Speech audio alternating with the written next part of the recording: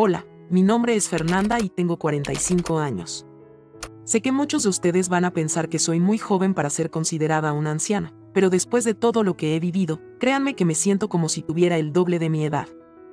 La historia que les voy a contar hoy es algo que jamás pensé que me pasaría a mí, y mucho menos que tendría el valor de compartirla con el mundo.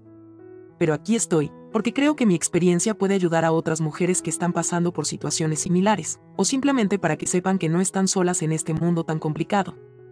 Antes de comenzar con mi historia completa, quiero pedirles un favor enorme.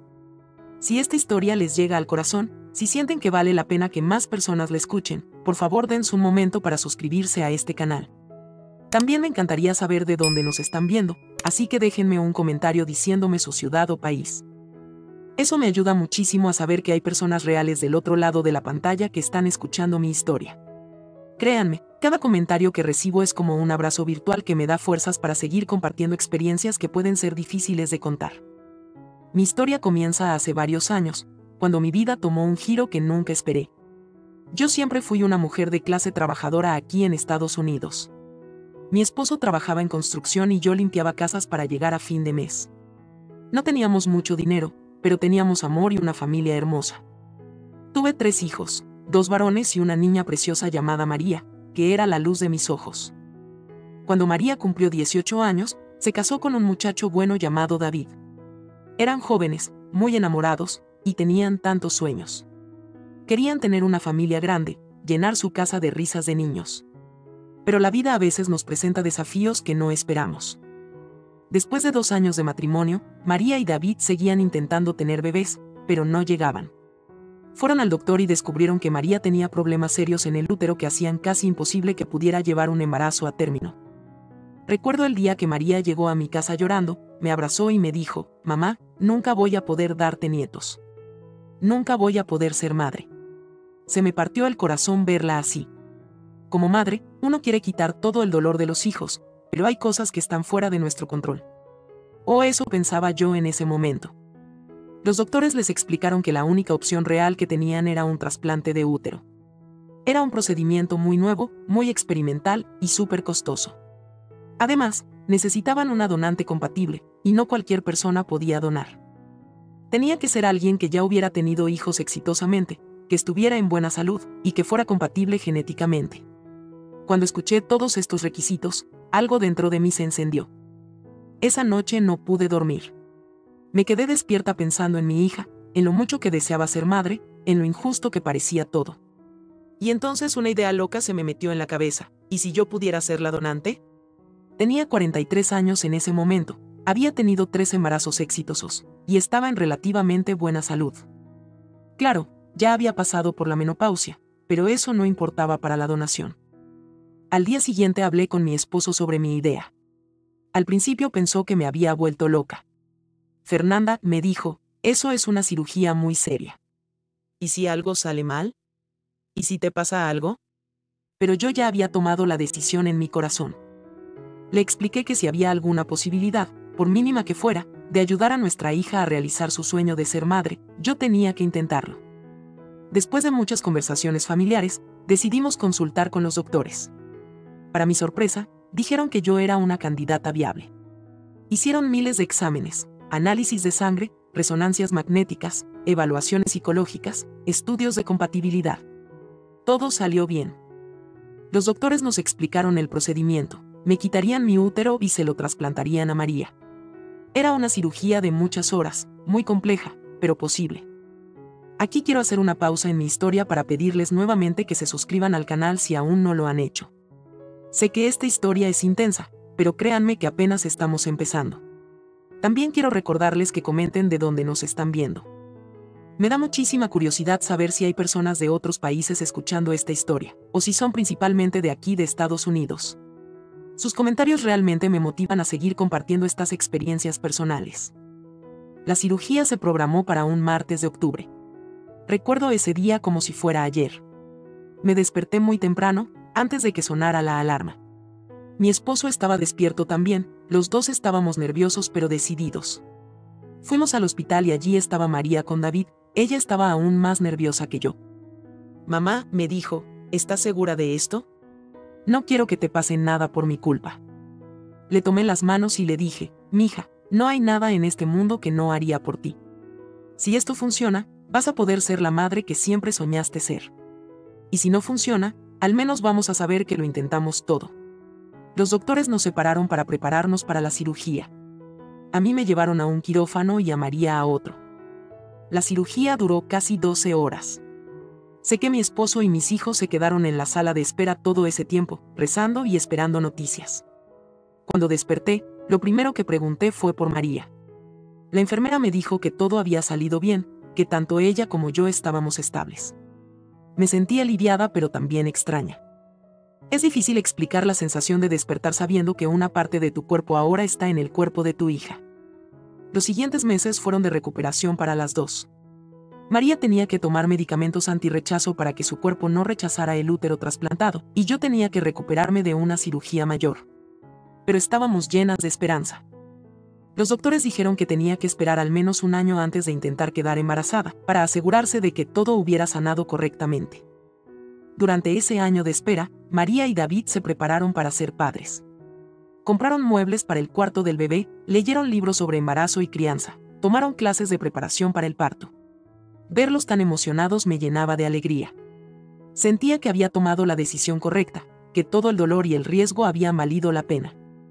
Cuando finalmente llegó el momento de intentar la fertilización in vitro, estábamos todos muy emocionados pero también terrificados. Los doctores tomaron óvulos de María y esperma de David, crearon varios embriones en el laboratorio, y entonces llegó el momento de la transferencia. Yo fui con ellos al hospital ese día. Quería estar ahí para apoyar a mi hija en este momento tan importante. El procedimiento de transferencia de embriones es relativamente simple comparado con todo lo que habíamos pasado.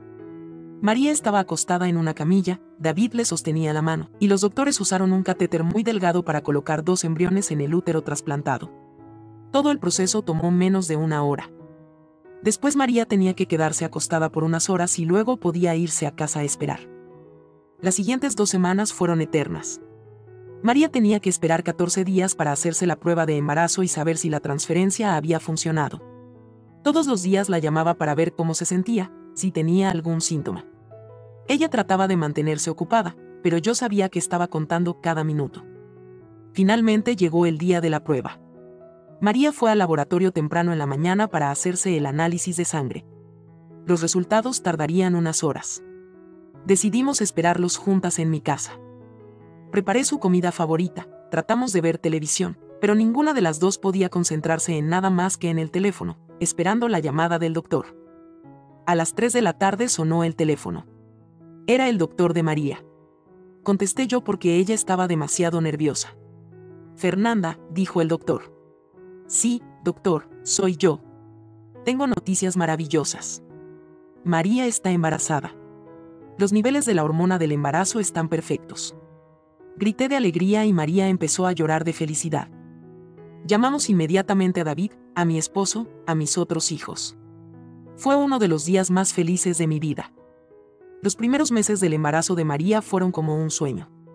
Cada cita médica era una celebración.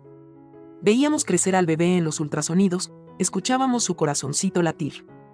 María se veía radiante, tenía esa luz especial que tienen las mujeres embarazadas felices. Yo me sentía tan orgullosa, tan realizada. Había logrado darle a mi hija el regalo más grande que podía darle. Pero aquí es donde mi historia toma un giro que nadie, absolutamente nadie, esperaba. Y es la parte más difícil de contar, pero también la más importante. Amigos que me están escuchando, si esta historia les está pareciendo interesante o impactante, los invito nuevamente a que se suscriban al canal y comenten de dónde nos están viendo.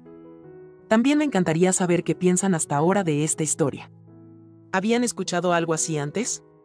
Sus comentarios realmente significan mucho para mí y me ayudan a saber que vale la pena compartir experiencias tan personales. Todo cambió cuando María estaba en su 5º mes de embarazo. Empecé a sentirme rara, muy cansada, con náuseas matutinas. Al principio pensé que era estrés por el embarazo de María, o tal vez algún virus. Pero los síntomas no se iban, y de hecho se estaban poniendo peores. Mi esposo me convenció de ir al doctor. Mi doctor de cabecera me hizo un examen general y me mandó a hacer algunos análisis de sangre de rutina.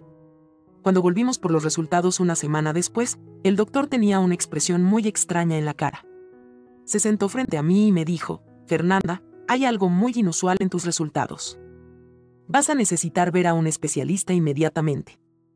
Me mandó con un endocrinólogo, un doctor especialista en hormonas. Este doctor me hizo más exámenes, más análisis de sangre, y finalmente me dijo algo que me dejó completamente choqueada. Fernanda, tu cuerpo está produciendo hormonas de embarazo. Niveles muy altos de hormonas de embarazo. Le dije que eso era imposible. Doctor, me hicieron una histerectomía hace más de un año. Me quitaron el útero completamente. No hay manera de que esté embarazada. Pero él insistió en hacerme un ultrasonido abdominal. Y lo que vimos en esa pantalla cambió mi vida para siempre. Había un bebé. Un bebé completamente formado, de aproximadamente 5 meses de gestación, creciendo en mi cavidad abdominal. Un embarazo ectópico abdominal, algo tan raro que la mayoría de los doctores nunca han visto un caso en toda su carrera. El bebé se había implantado en algún lugar de mi abdomen y había estado creciendo ahí todos estos meses. Pero eso no era ni siquiera la parte más impactante. Cuando hicieron los análisis genéticos del bebé, descubrieron algo que nadie podía explicar. El bebé tenía mi ADN y el ADN de David, el esposo de mi hija. De alguna manera misteriosa, yo estaba embarazada de mi yerno. Estaba embarazada de mi nieto. Los doctores estaban completamente confundidos. Nunca habían visto algo así. Al principio pensaron que había algún error en los análisis, pero después de repetir las pruebas múltiples veces, tuvieron que aceptar la realidad imposible. Yo, una mujer de 45 años que había pasado por la menopausia y a la que le habían quitado el útero. Estaba embarazada de un bebé que genéticamente era mi nieto. La teoría más probable, según los especialistas que consultamos, era que durante la cirugía de trasplante, de alguna manera microscópica, material genético de David había entrado en contacto con uno de mis óvulos que había quedado en algún lugar de mi cuerpo. Los óvulos pueden sobrevivir en lugares inesperados, y aunque es extremadamente raro, a veces pueden ser fertilizados fuera del útero y implantarse en la cavidad abdominal. Pueden imaginarse la conmoción que esto causó en mi familia. María al principio no me creyó. Pensó que era algún tipo de broma cruel. David estaba en shock completo. Mi esposo no sabía qué pensar o qué sentir. Y yo estaba completamente perdida. ¿Cómo le explicas a tu hija que estás embarazada de su esposo? ¿Cómo procesas mentalmente que el bebé que estás llevando es técnicamente tu nieto pero también tu hijo? Los aspectos médicos eran complicados, pero los aspectos emocionales y familiares eran aún peores. María dejó de hablarme por varias semanas. Se sentía traicionada, confundida, enojada. David estaba aterrorizado de que la gente pensara que había tenido una aventura conmigo, lo cual absolutamente nunca había pasado. Mi esposo trataba de ser comprensivo, pero yo podía ver la confusión y el dolor en sus ojos. Mientras tanto, mi embarazo continuaba progresando. Era un embarazo de alto riesgo por mi edad y por ser ectópico abdominal. Los doctores me explicaron que era extremadamente peligroso, que podía tener complicaciones serias, incluso mortales. Pero también me dijeron que el bebé parecía estar desarrollándose normalmente a pesar de las circunstancias extraordinarias. Llegamos a un punto donde tuve que tomar una decisión muy difícil. Los doctores me dieron 3 opciones: terminar el embarazo inmediatamente debido a los riesgos, intentar continuar el embarazo con monitoreo médico intensivo, o esperar un poco más para ver cómo se desarrollaba la situación. Cada opción tenía riesgos enormes, tanto para mí como para el bebé. Durante este tiempo tan difícil, quiero pedirles otra vez que si esta historia los está impactando, se tomen un momento para suscribirse al canal. Sé que es una historia muy loca, muy difícil de creer, pero es completamente real. También me encantaría saber qué piensan ustedes que harían en mi situación. Comenten sus pensamientos, comenten de dónde nos están viendo. Me ayuda muchísimo saber que hay personas del otro lado escuchando y pensando en esta situación tan complicada. Después de mucha terapia familiar y muchas conversaciones dolorosas, mi familia finalmente empezó a procesar lo que estaba pasando. María y yo fuimos a terapia juntas, y lentamente empezó a entender que esto no era culpa de nadie, que era algo completamente fuera de nuestro control. David también fue a terapia, y gradualmente pudimos hablar sobre la situación sin gritos o acusaciones. Lo más difícil de todo era explicar la situación a otras personas. ¿Cómo le dices a tus vecinos, a tu familia extendida, a tus amigos, que estás embarazada de tu nieto? La mayoría de la gente no lo entendía, y algunos hasta pensaban que estábamos inventando toda la historia. Pero nosotros teníamos toda la documentación médica, todos los análisis genéticos, todas las pruebas necesarias. Decidí continuar con el embarazo. Era mi nieto, pero también era mi bebé. Había crecido dentro de mí durante meses, había sentido sus pataditas, había escuchado su corazón latir. No podía simplemente ignorar esa conexión. Pero también sabía que cuando naciera, tendría que tomar decisiones muy difíciles sobre su crianza. Los últimos meses del embarazo fueron intensos. Tenía citas médicas casi todos los días. Los doctores estaban fascinados por mi caso, tanto que escribieron artículos médicos sobre mi situación. Me convertí en una especie de celebridad médica, pero no era el tipo de fama que una mujer de 45 años de clase trabajadora espera tener. María, mientras tanto, también continuó con su embarazo. Sí, las dos estábamos embarazadas al mismo tiempo. Ella de su hijo biológico en mi útero trasplantado, y yo de su hijo genético en mi abdomen. Era una situación que parecía sacada de una película de ciencia ficción, pero era nuestra realidad. Cuando llegó el momento del parto, los doctores decidieron que necesitaba una cesárea programada debido a la ubicación del bebé en mi abdomen. Era una cirugía extremadamente complicada, más difícil que la cirugía de trasplante original. Tenían que encontrar exactamente dónde estaba el bebé, sacarlo sin dañar otros órganos, y luego asegurarse de que no hubiera sangrado interno. El día de la cirugía, toda mi familia estaba en el hospital. María, que para entonces estaba en su 8º mes de embarazo, insistió en estar ahí. David estaba nervioso pero presente. Mis otros hijos vinieron desde otras ciudades. Mi esposo no se separó de mi lado ni un momento. La cirugía tomó casi 6 horas. Cuando finalmente desperté en recuperación, lo primero que escuché fue el llanto de un bebé. Mi bebé. Mi nieto. El doctor me dijo que todo había salido bien, que el bebé estaba sano, que yo estaba estable. Habían logrado sacar al bebé sin complicaciones mayores, aunque tuve que quedarme en el hospital por 2 semanas para asegurarme de que no hubiera infecciones o sangrado interno. Cuando finalmente pude ver al bebé, fue un momento que nunca voy a olvidar. Era hermoso, perfecto, con los ojos de David y mi nariz. Tenía las manos pequeñitas de María cuando era bebé. Era confuso emocionalmente. Era mi hijo, pero también era mi nieto. Lo había llevado en mi vientre, pero genéticamente era el hijo de mi hija y mi yerno. 2 semanas después de que yo diera a luz, María también tuvo a su bebé. Una niña preciosa, completamente sana, que nació en el útero que yo le había donado. Así que en el espacio de 2 semanas, me convertí en madre de nuevo y en abuela por primera vez, 2 veces. La parte más complicada vino después, decidir cómo íbamos a criar a estos 2 bebés y cómo íbamos a explicar la situación conforme fueran creciendo. Después de muchas conversaciones familiares y con la ayuda de terapeutas especializados, decidimos que el bebé que yo había dado a luz sería criado como hermano de la bebé de María, pero con la verdad de que genéticamente eran medio hermanos y que yo era tanto su madre como su abuela. Es complicado, lo sé. Pero es nuestra realidad, y hemos aprendido a navegar esta situación única con amor, honestidad y mucha paciencia. Los 2 niños ahora tienen 2 años y son increíblemente cercanos. Se ven como hermanos, juegan juntos, pelean como hermanos normales, pero su historia es única en el mundo.